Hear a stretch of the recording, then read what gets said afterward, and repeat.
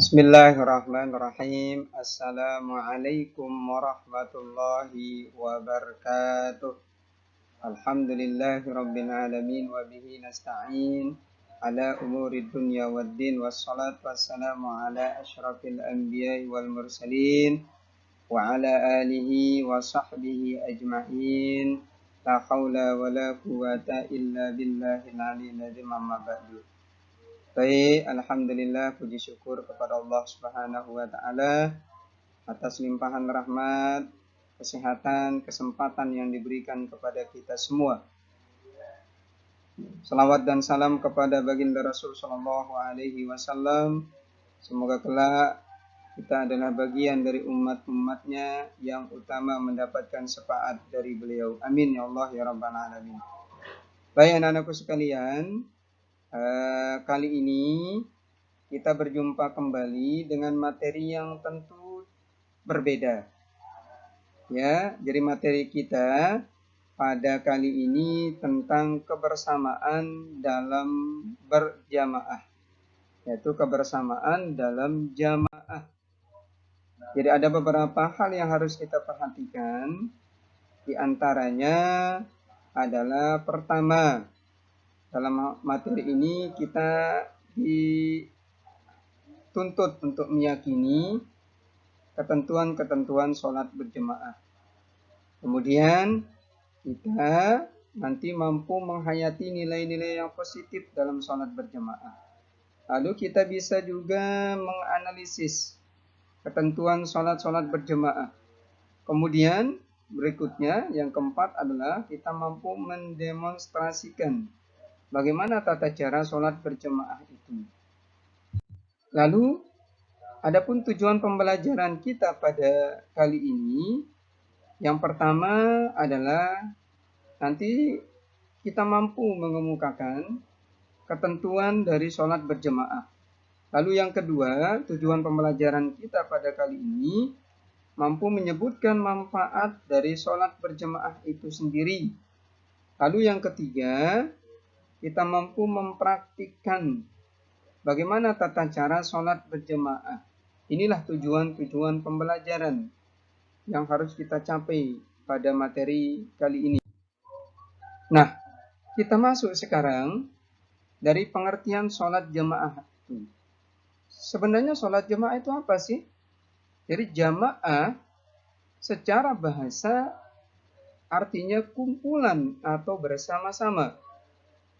Sementara menurut istilah, jadi sholat jamaah adalah sholat yang dilakukan secara bersama-sama oleh dua orang atau lebih secara bersama-sama.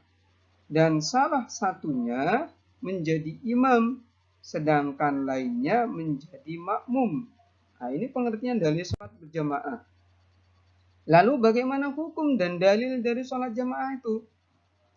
Jadi hukum sholat berjamaah itu, ya, jadi hukum sholat berjamaah menurut jumhur ulama adalah sunnah muakkad, yaitu sunnat yang sangat dianjurkan oleh Nabi Shallallahu Alaihi Wasallam. Dan Nabi Shallallahu Alaihi Wasallam jarang sekali meninggalkannya. Hal ini dijelaskan dalam sebuah firman Allah Subhanahu wa taala, "Wa idza kunta fihim fa aqamta lahumus shalawat faltakum ta'ifatun minhum ma'aka." Dan apabila kamu berada di tengah-tengah mereka, lalu kamu hendak mendirikan sholat bersama-sama mereka. Al-Quran surah An-Nisa ayat 102. Lalu hukum dan dalil sholat jamaah itu apa? Hukum dan dalil sholat jamaah dalam sebuah hadis Nabi Shallallahu Alaihi Wasallam dalam riwayat An-Nasai dan Abu Daud dijelaskan, sholatul jamaati abdulu sholatul fardhi bisab'in wa isrina darajatan. Di sholat berjamaah itu lebih utama 27 derajat atau kedudukannya di sisi Allah Subhanahu wa taala daripada sholat sendirian. Nah, kita masuk ke berikutnya. Kalau tadi pengertian serta dalilnya. Nah sekarang, apa sih syarat sahnya imam dan makmum itu ketika melakukan sholat berjamaah?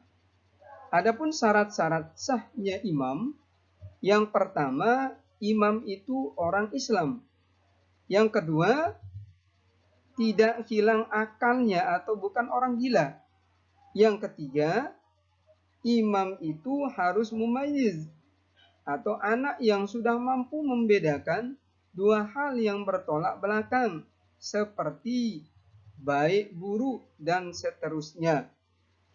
Lalu yang keempat, syarat sahnya jadi imam itu jika terdapat makmum laki-laki, maka imam harus berjenis laki-laki.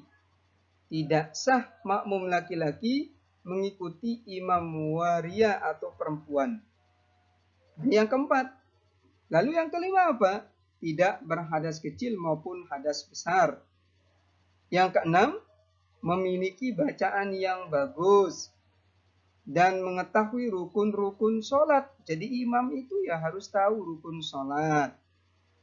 Yang terakhir, syarat imam itu pada waktu menjadi imam, ia tidak dalam keadaan menjadi makmum. Nah, ini. Lalu apa syarat-syarat sahnya makmum itu? Kalau tadi imam, sekarang kita masuk ke syarat-syarat sahnya menjadi makmum. Yang pertama, syarat untuk menjadi makmum itu berniat menjadi makmum kepada imam yang ditujunya bersamaan dengan pelaksanaan takbiratul ihram tersebut. Yang kedua, Islam. Yang ketiga, tidak hilang akalnya karena gila atau sebab lainnya.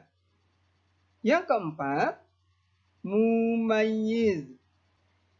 Yang kelima, sahnya berjamaah dilihat berdasarkan mazhab yang dianut makmumnya. Yang keenam, makmum tidak meyakini bahwa imam yang dipilih sedang dalam keadaan melakukan sholat qada. Lalu yang ketujuh apa? Posisi makmum tidak lebih maju dibanding imamnya. Yang kedelapan, makmum dapat memperhatikan bacaan, gerakan, dan perbuatan imamnya. Yang terakhir, si makmum mengikuti imam dalam setiap gerakan dari awal hingga akhir pelaksanaan sholat berjemaah. Lalu berikutnya apa? Manfaat dari sholat berjemaah.